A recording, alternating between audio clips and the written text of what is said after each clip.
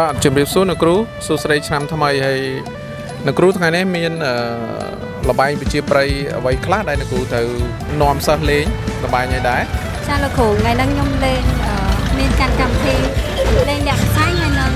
លេងត្រាំទឹកឈើ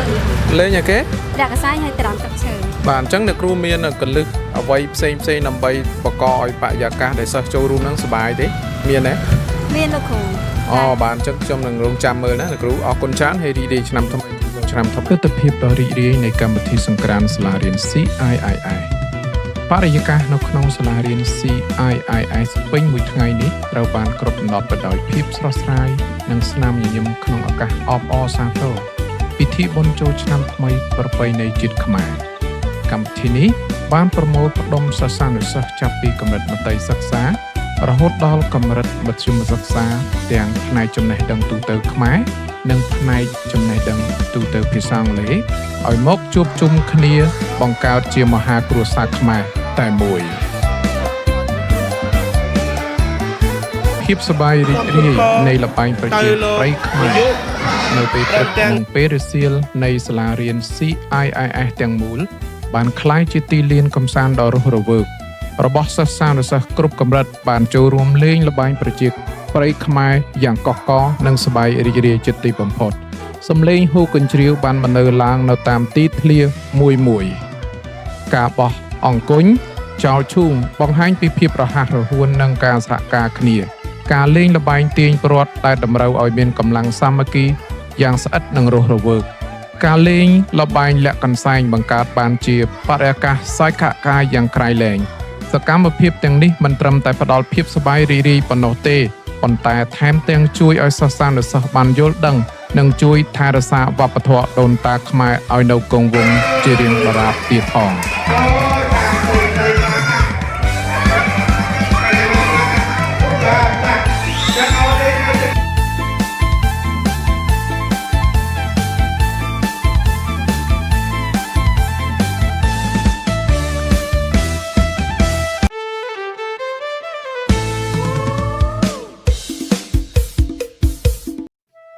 កម្មវិធីបែបសាសនានិងសេចក្តីជ្រះថ្លា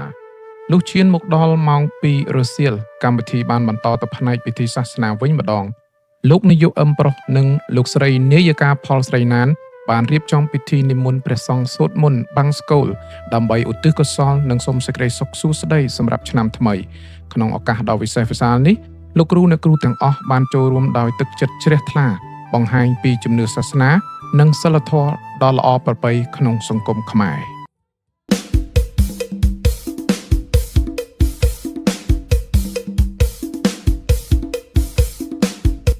កម្មវិធីជប់លៀងប្រចាំឆ្នាំនិងការពិសាអាហារ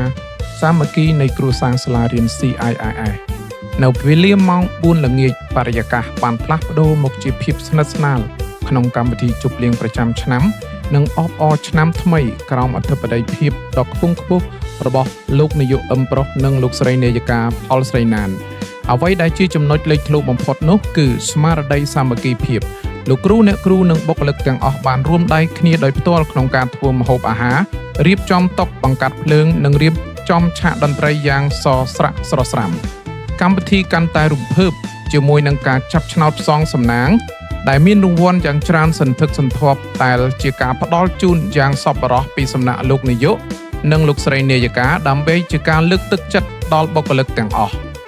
កម្មវិធីសង្ក្រាន្តឆ្នាំនេះបានបញ្ចប់ទៅដោយសេចក្តីសប្បាយរីករាយភាពស្និទ្ធស្នាលនិងពោរពេញទៅដោយអនុស្សាវរីយ៍ដែលមិនអាចបំភ្លេចបានវាមិនត្រឹមតែជាការអបអរឆ្នាំថ្មីប៉ុណ្ណោះទេប៉ុន្តែវាជាការរឹតចំណងសាមគ្គីភាពរវាងថ្នាក់ដឹកនាំបុគ្គលិកលោកគ្រូអ្នកគ្រូនិងសិស្សានុសិស្សទាំងអស់ឲ្យកាន់តែរឹងមាំដើម្បីបន្តដំណើរឆ្ពោះទៅរកភាពជោគជ័យនៃការអប់រំនៅសាលារៀន CIIS ជាបន្តទៀត